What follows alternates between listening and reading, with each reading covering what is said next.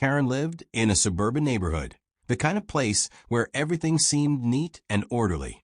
She liked it that way. Rules were meant to be followed. And in Karen's world, everyone should live exactly as she did.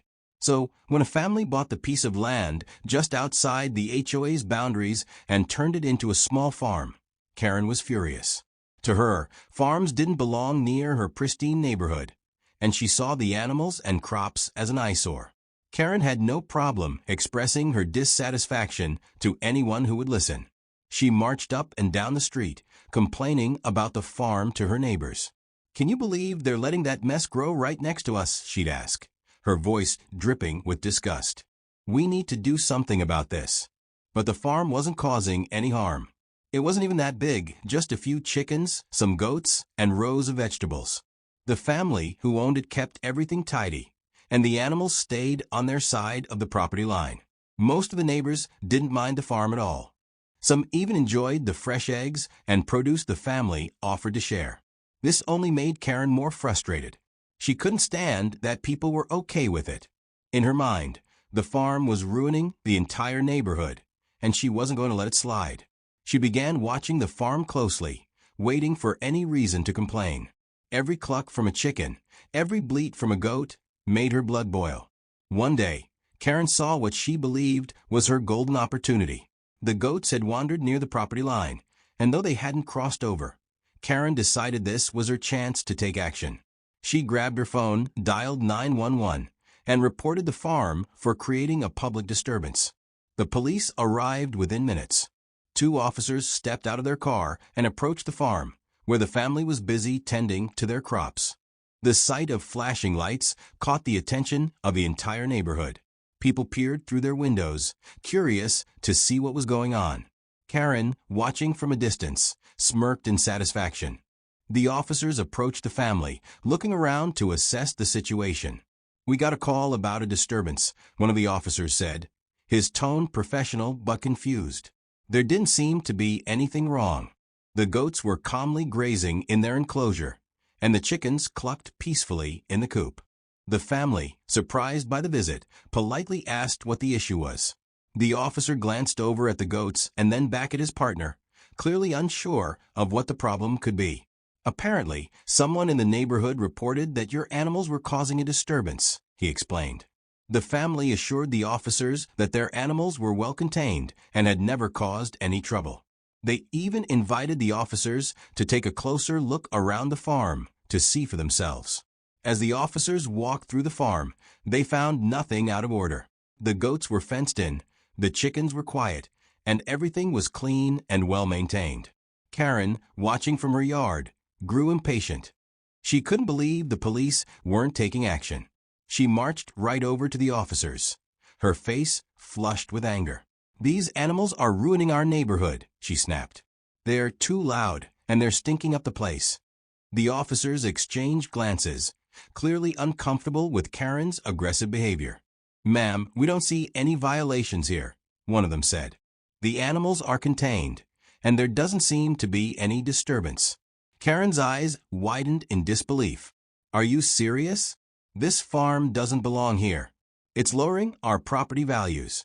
The officers remained calm, but it was clear they had no intention of shutting down the farm. "Ma'am, this farm is outside the jurisdiction of the HOA," the officer explained.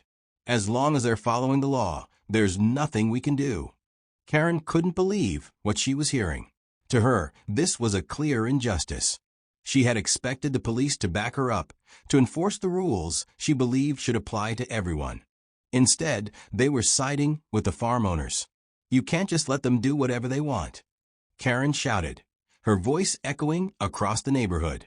By now, several neighbors had stepped outside, watching the scene unfold. Karen didn't care. All she cared about was getting rid of that farm, no matter what it took. One of the officers sighed, clearly trying to remain patient. "Ma'am, there's nothing illegal about what they're doing. They have every right to operate this farm as long as it's within the law. If you have a complaint, you can take it up with the local zoning board, but there's nothing more we can do here." Karen's frustration boiled over. "This is ridiculous," she yelled. "I'll take this to the highest level if I have to. You can't just ignore me." The officers, realizing there was no reasoning with Karen, calmly told her that the matter was closed. They thanked the family for their cooperation and headed back to their car, leaving Karen fuming in the middle of the street. As the police car drove away, Karen glared at the farm, her mind racing with plans for what to do next. If the police wouldn't help her, she would have to find another way to shut down the farm. She wasn't giving up that easily. Determined to get her way, Karen began devising a new plan. Since the police had failed her, she decided to take matters into her own hands. If she couldn't get the farm shut down through legal channels, she would have to find a way to make life difficult for the family. Determined to get her way, Karen began devising a new plan. Since the police had failed her, she decided to take matters into her own hands. If she couldn't get the farm shut down through legal channels, she would have to find a way to make life difficult for the family. Karen was no stranger to confrontation, and in her mind, this was a battle she couldn't afford to lose. She started by spreading rumors throughout the neighborhood. Karen knocked on doors, telling neighbors exaggerated stories about the farm. "Did you know those animals are carrying diseases?" she whispered to one neighbor. "I've heard their chickens are infested with lice," she told another. Most of the neighbors knew Karen's reputation for causing trouble, but there were a few who believed her lies. Soon, some of them started avoiding the farm, giving it strange looks whenever they walked by. But that wasn't enough for Karen. She needed something bigger, something that would force the family to leave. One night, she snuck over to the farm, careful to stay out of sight. Armed with a camera, she hoped to catch the family in some kind of violation. Maybe they'd let the animals roam too close to the road, or maybe the goats would escape their pen. Anything she could use against them would do. But the farm was well managed, and Karen's attempts to catch the family breaking any rules failed miserably. The animals were well behaved, the family was responsible, and there was nothing out of place. Days passed, and Karen grew more frustrated. Her camera footage showed nothing but peaceful scenes, exactly the opposite of what she wanted. Then, Karen had another idea. She decided to file repeated complaints with local government offices. She called the zoning board, animal control, and even the health department. Every day, she filed new complaints, hoping one of the departments would take action. "They're keeping livestock too close to residential homes," she insisted. "Their goats are causing an environmental hazard." Karen made up every story she could think of, trying to overwhelm the family with legal troubles. Each time an official visited the farm to inspect Karen's complaints, they found nothing wrong. The family had all the proper permits, the animals were healthy, and the farm followed all local regulations. Karen's constant complaints started to backfire. The officials began to view her as a nuisance rather than someone raising legitimate concerns. Despite her relentless efforts, Karen couldn't find any dirt on the farm. But she wasn't done yet. In her mind, she had to win, no matter what it took. Karen's next plan was to catch the family in the act of something illegal. She decided to set a trap. One afternoon, she placed a small bag of chicken feed just outside the farm's property line, hoping the chickens would cross over to eat it.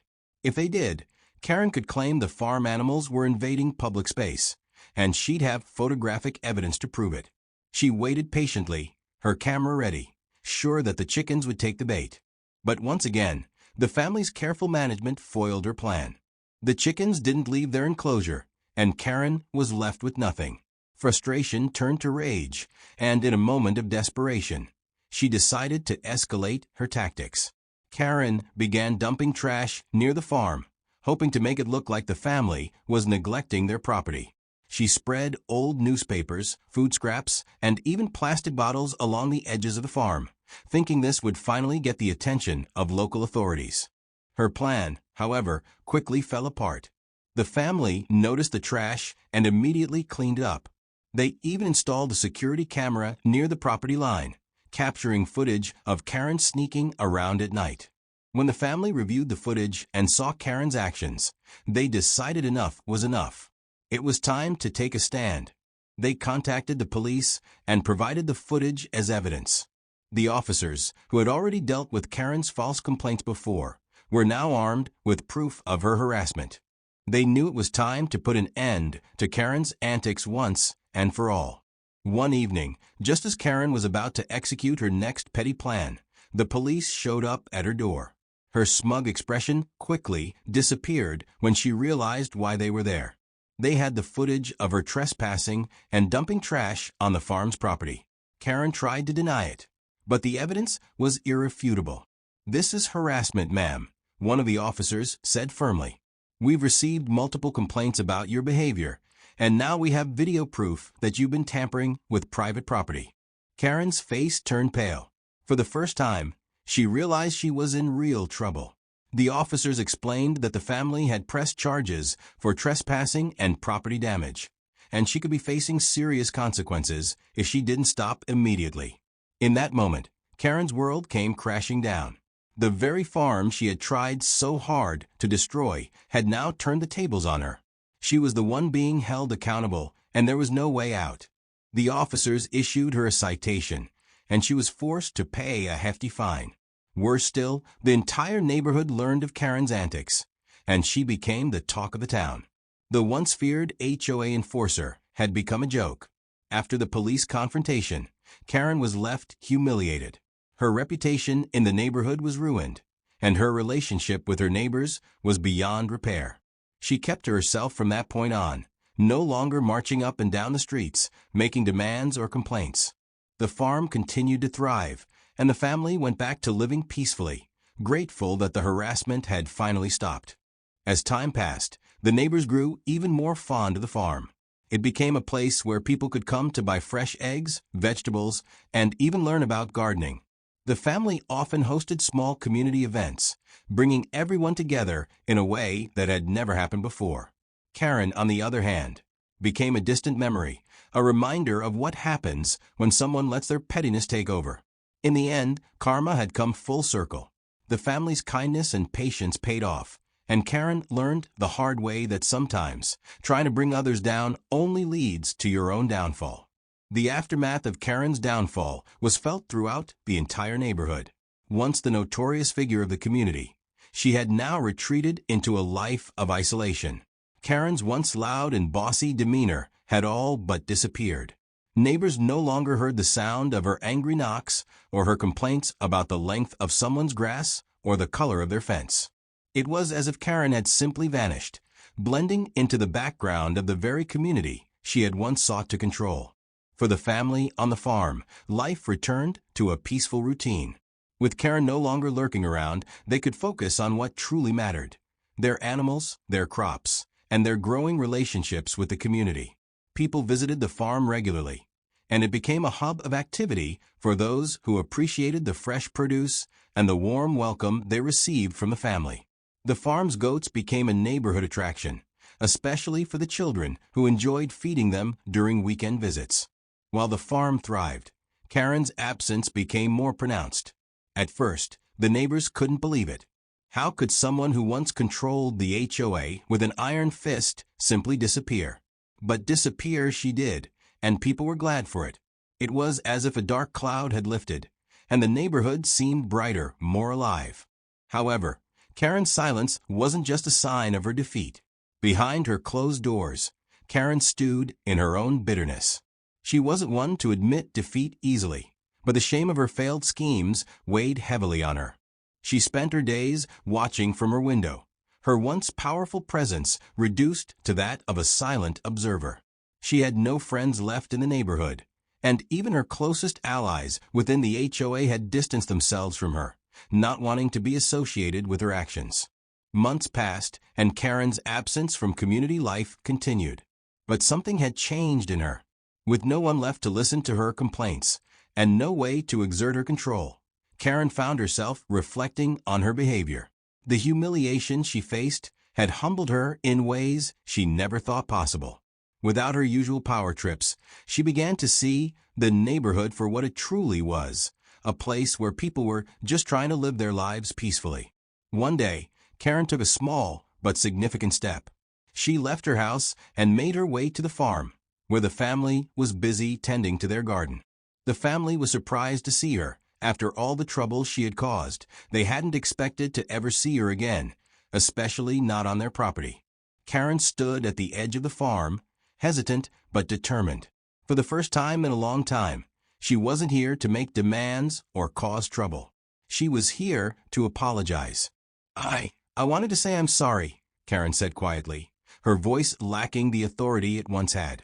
I caused you so much trouble, and I realize now how wrong I was. I don't expect you to forgive me, but I wanted to at least acknowledge what I did. The family, caught off guard by Karen's unexpected apology, exchanged glances.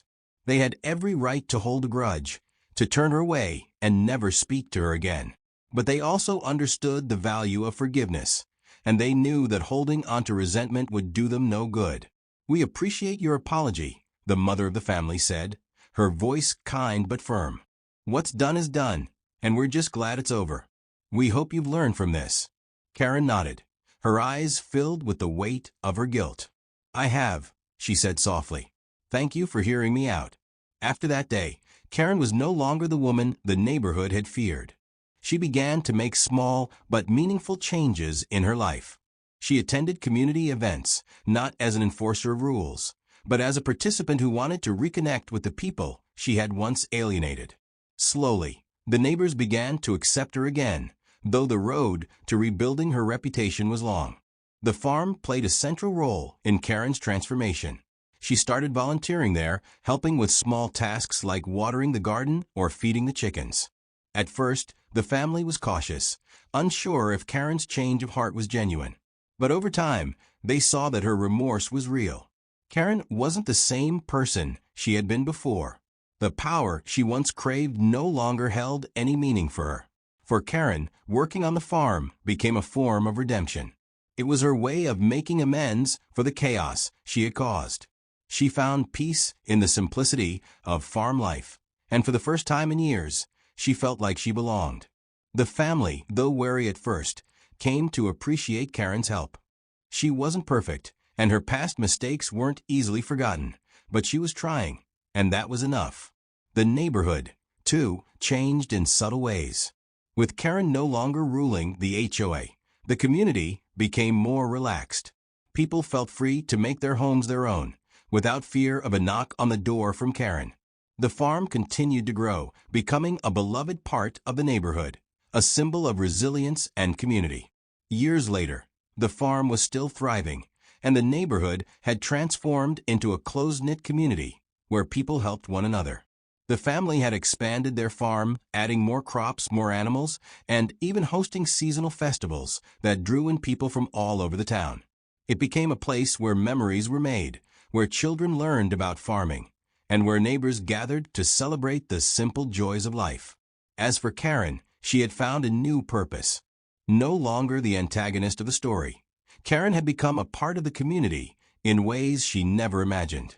She wasn't the woman who called the cops on her neighbors anymore. Instead, she was someone who had learned from her mistakes and found a way to give back. Her journey had been one of growth, and though she would never forget the wrongs she had done, she had worked hard to make things right. In the end, the sweet karma Karen received wasn't just in the form of punishment. It was in the lessons she learned and the chance she got to change. The farm, once her target, had become her refuge. The family, once her enemies, had become her allies. And the neighborhood, once a battleground, had become a place of peace. Karen's story wasn't just one of getting what she deserved. It was a story of redemption, of second chances, and of finding a way to make things right when it seemed too late. The farm had survived Karen's wrath, and in the end, so had she.